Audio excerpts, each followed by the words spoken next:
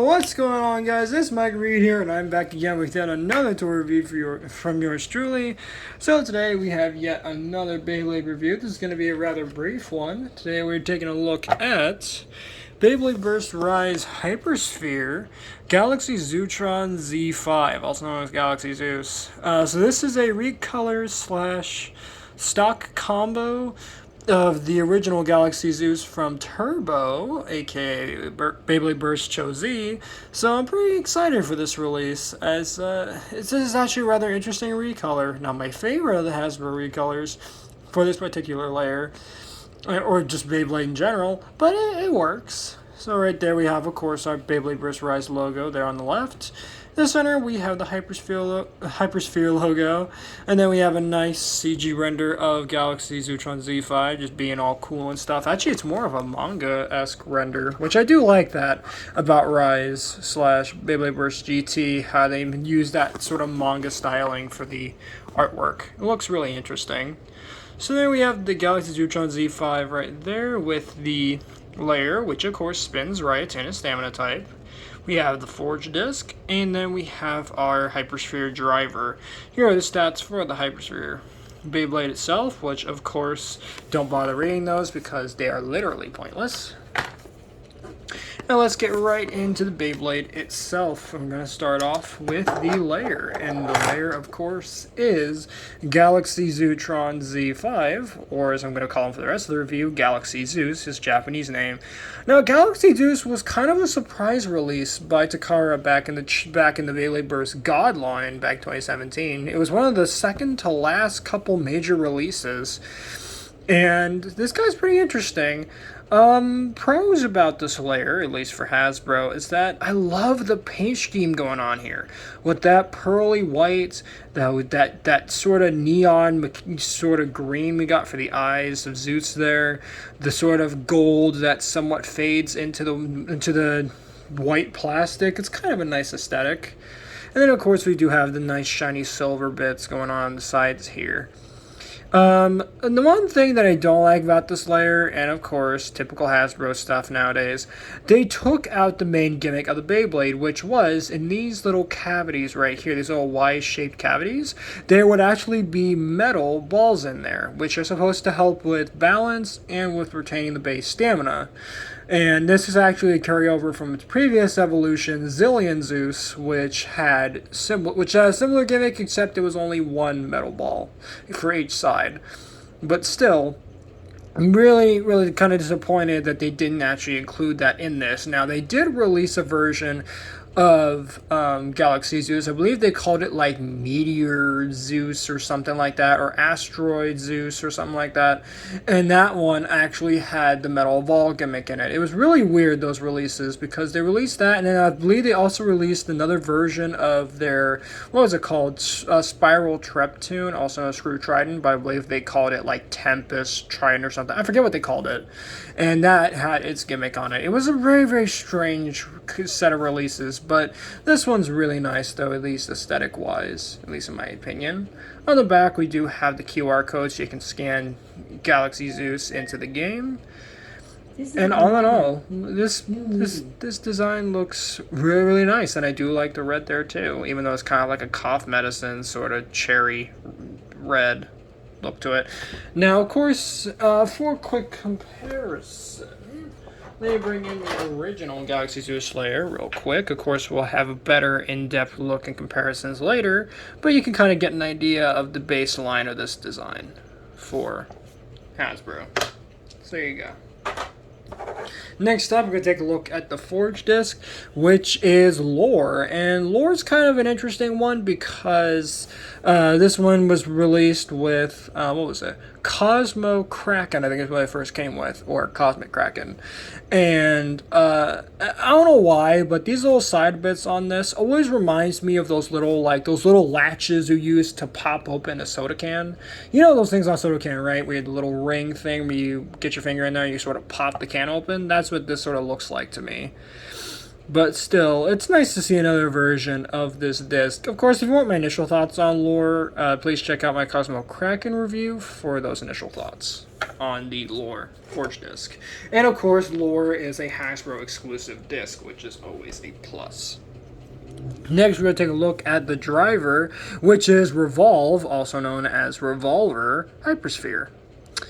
And I do like it. This is a reissue of this driver. I believe I can't even remember where it initially came on. I believe it originally came on Zone Fafnir, also known as Zwei Fafnir. Is where this first came on. I could be wrong about that. But all in all, it does look really nice with the sort of purple and this sort of what do you call it? This sort of cone aesthetic going on here. I almost stopped the driver.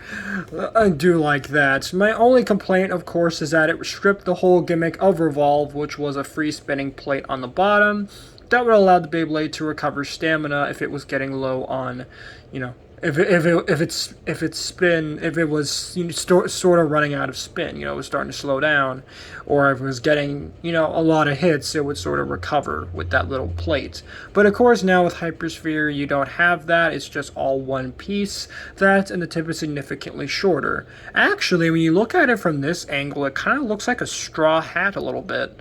Kind of weird, but still, once you put the whole Beyblade together, like this, there we go, there you have Galaxy Zeutron Z5, or Galaxy Zeus Z5, all together there.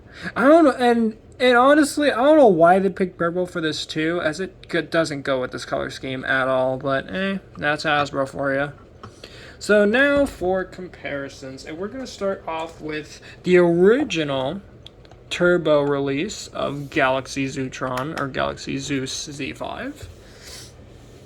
So you can see how those two look together. So, all in all, obviously the HyperSphere version is, I would say is superior just because of just how all over the place its color scheme is as compared to the rather cohesive Galaxy Zeus there. For our next comparison, you know what? Let's bring in the Takara version, the original version of Galaxy Zeus from Takara Tomy, and you guys can clearly see the differences between the two. Obviously, I was going to say it, but it should be obvious that the decals are also very much lacking, but that's just Hasbro because they're kind of the lazy. So, there you go. But of course, they have been fixing this with Pro Series, even though, at least in my opinion, I think that they're purposely making these releases garbage, at least the main ones, so that way they'll make more money off of Pro Series. But hey, that's just marketing, innit? So, for our next comparisons, let's just bring in, let's see, who am I going to bring in here? You know what, let's bring in a God release. In this case, we're going to bring in, and I rarely ever show this guy anymore in videos, Maximum Garuda. Yeah, this is kind of an interesting release because, for those who don't know about Maximum Garuda was one of the last couple God releases for 2017's Beyblade Burst God, and he is the whole gimmick of Maximum Garuda, and I kid you guys not, is that he was the largest Beyblade released at the time. Nowadays, he's outclassed by, Air Knight, and, who else? I believe a couple Sparking Bays are actually a bit bigger than this guy, but still, does look very nice. Yeah, I definitely need to show him more love in these videos, because, well, actually, he actually will get more love in the next couple videos that I do. More on that once we get around to holiday time. So, let me go ahead and grab the next couple of Beyblades for comparisons here real fast.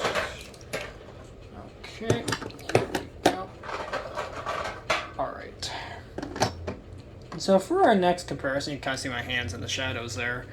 Let's just do a couple more. You know what? Let's do the Hasbro HyperSphere recolors that they released. Let's just compare them to those. So we're going to start off here with, Rooter R5. So there you have Rooter right there. Of course, he is a Hasbro. He is a Hasbro exclusive design, so that's always a plus, but you can kind of see the differences between those two there. So there you go. For our next comparison, we're going to bring in Ogre 04, or as we like to call him in HyperSphere, Ogre 05, even though he's literally just a recolor of Ogre 04 from Beyblade Burst Turbo, which of course he is a Hasbro exclusive design, and a rather underwhelming one at that. And you know what, I might as well let you guys know in this video that I am actually sort of bouncing around with the idea of doing my top most disappointing or my most excited or my most hyped Beyblade releases, at least in my collection.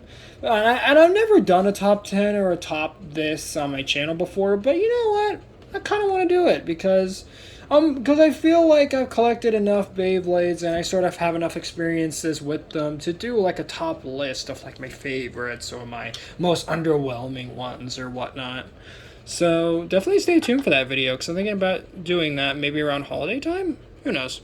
But anyway, for our next comparison, here we have Morigna M5, literature recolor Morigna M4. And by the way, Morigna is one of my favorite Turbo Hasbro exclusive designs. As, I don't know, just something about the bird aesthetic and the sort of raven in the middle. It's really, really nice looking. But there you go. So there you have that. For our next comparison, we're going to do, what is this? Gargoyle G5. Also known as Gargoyle G4. And again, one of my favorite defense type Hasbro exclusive designs. At least right now, anyway, unless they decide to do one that's somehow even cooler. But still, Gargoyle's just such an interesting design. And just Gargoyle. I don't think we've had a Gargoyle Beyblade ever. So that's really cool. And last up here for the Hasbro exclusive designs, at least for the Turbo recolors, here we have Dullahan D5, also known as Dullahan D4. So you have that. And again, does look very, very nice. Do like the colors on that.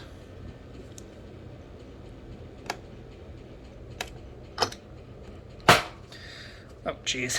I didn't mean it to put it back in there that hard. If you guys didn't already notice, yeah, I have a metal tin off screen. That's where I'm grabbing all these Beyblades from. You know what? For the last couple comparisons, we're just going to do... you know what, we're just going to do the last Beyblade I reviewed, and then, of course, my only two representatives for Takara's Super King line. But, alright, so for a second, well, not second to last comparison, but for our next comparison, here we have Poison Cyclops that I reviewed last time. And again, does look very, very nice. I do like the colors of the green, the gold, the purple eye, and the silver. Does look very nice there. And now, for our last couple comparisons, we're going to bring in first King Helios from Beyblade Burst Super King, that's Karatommy version. So that way you guys can see the difference between those two. I have no idea what happened with Helios over there. He just decided to start wobbling all over the place. Or not all over the place, but a little bit. So there you go. And for our last comparison, here we have Super Hyperion. It's kind of tricky to get him sitting right, but there you go. So there you have those two together there. So...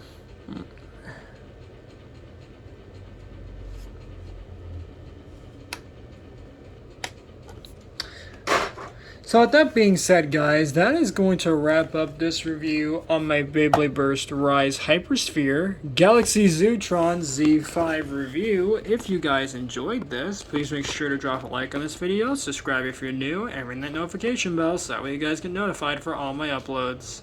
Later, Read Squad, and have a good one.